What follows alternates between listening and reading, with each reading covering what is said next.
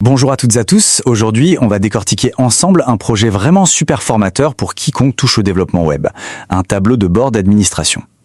On va voir étape par étape comment les trois langages de base du web, le fameux trio HTML, CSS et JavaScript, s'unissent pour créer une interface qui a l'air pro et qui fonctionne super bien. Allez, on plonge directement dedans. Regardez cette interface. Pour arriver à ce résultat, c'est en fait assez simple, ça se passe en 3 temps. D'abord, on pose les fondations, la structure avec le HTML. Ensuite, on vient peindre et décorer tout ça avec le CSS pour que ce soit joli. Et la touche finale, c'est le JavaScript qui va ajouter la petite magie, l'interaction pour que tout soit dynamique. C'est vraiment cette synergie des trois qui fait tout le travail. Ok, première section. Parlons d'abord du résultat. À quoi ça sert un dashboard comme ça ? Eh bien, il faut voir ça comme le cockpit d'un avion ou le tableau de bord d'une voiture. C'est le centre de contrôle d'une application. On y voit les infos clés en un clin d'œil, les utilisateurs, les revenus, l'activité. C'est un outil qui aide à prendre des décisions. Et c'est justement pour ça que savoir en créer un, c'est d'une compétence super recherchée. Et ce qui est génial avec ce projet, c'est qu'il est hyper concret. Pour un développeur, surtout au début, c'est une pièce maîtresse pour un portfolio. Ça montre tout de suite qu'on maîtrise les bases. HTML, CSS, JavaScript. On ne fait pas juste un exercice dans le vide, non. On construit une base solide qu'on pourra réutiliser plus tard dans de vraies applications. C'est un vrai plus. Bon, maintenant qu'on a vu le pourquoi, passons au comment. Deuxième partie, la structure et le style. On va décortiquer comment le HTML et le CSS, nos deux premiers outils, travaillent main dans la main pour créer le design. C'est un peu comme un duo architecte et décorateur, vous allez voir. L'idée est simple mais super importante à comprendre. Le HTML, c'est le squelette, la charpente de la page. Son rôle, c'est de dire « ici, je veux une barre latérale ». Là, c'est le contenu principal. Et ici, on mettra des cartes pour les stats.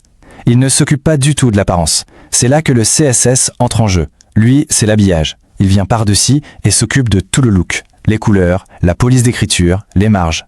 En gros, il rend le squelette présentable. Si on regarde le code HTML, on voit qu'on n'utilise pas n'importe quelle balise. Pour la barre latérale, on a une balise aside et pour le contenu, une balise main.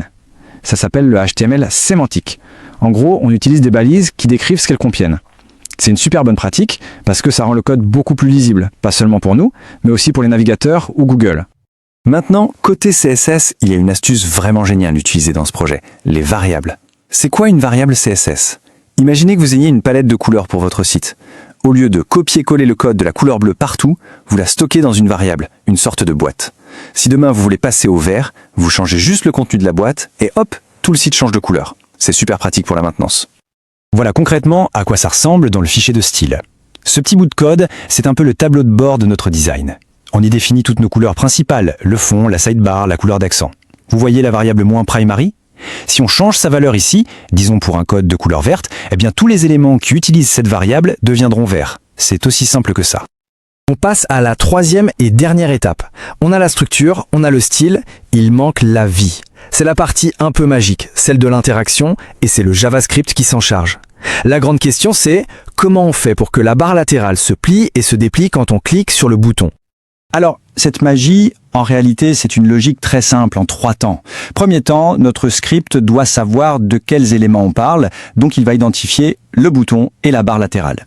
Deuxième temps, on met un espion sur le bouton. Cet espion, il ne fait qu'une chose, il attend un clic. Troisième temps, dès que l'espion détecte un clic, il exécute une action toute simple, il ajoute ou il retire une étiquette, une classe CSS, sur la barre latérale. C'est tout. Et le plus fou dans tout ça, c'est que toute cette mécanique, elle tient en 3 lignes de code. Oui, juste 3 petites lignes dans notre fichier JavaScript. C'est la preuve que parfois, on n'a pas besoin d'écrire des tonnes de code pour avoir un effet vraiment sympa et très pro sur une page. Le point crucial à bien saisir, c'est vraiment ce dialogue entre le JavaScript et le CSS. Le JavaScript, il ne touche pas directement au design. Son seul boulot, c'est de jouer le rôle d'un interrupteur. Il allume ou il éteint la classe collapsed. Et de son côté, le CSS, lui, il a une règle qui dit « Ah, je vois que la classe collapsed est allumée, donc je dois réduire la largeur de la sidebar. » C'est ce travail d'équipe qui rend le code si propre et si facile à comprendre. Et voilà, on a fait le tour des mécanismes principaux du projet. Mais attention, ce n'est pas une fin en soi. Le plus intéressant en fait, ça commence maintenant. Ce dashboard, il faut le voir comme un terrain de jeu, une fondation sur laquelle on peut construire plein de nouvelles choses. Alors, qu'est-ce qu'on pourrait faire pour aller plus loin ? Les idées ne manquent pas. On pourrait par exemple ajouter un interrupteur pour un thème sombre, ou alors rendre les chiffres des cartes de statistiques réelles en les branchant à une base de données. On pourrait aussi créer les autres pages, la page utilisateur, la page des réglages, bref, il y a de quoi s'amuser. Pour résumer, ce qu'il faut vraiment retenir, c'est que maîtriser ce genre de projet, ce n'est pas juste apprendre du code par cœur. Non, c'est bien plus que ça. C'est la preuve qu'on a compris le plus important. Comment les briques fondamentales du web s'assemblent et dialoguent entre elles. C'est ça, la vraie compétence qu'on développe ici. Alors pour conclure, je termine avec une question ouverte. Maintenant qu'on a toutes les cartes en main, la question à se poser c'est « Quelle sera la première touche personnelle ajoutée à ce projet ? Un changement de couleur ? Une nouvelle fonctionnalité ? C'est en mettant les mains dans le code et en expérimentant qu'on progresse le plus. Alors, à vos claviers,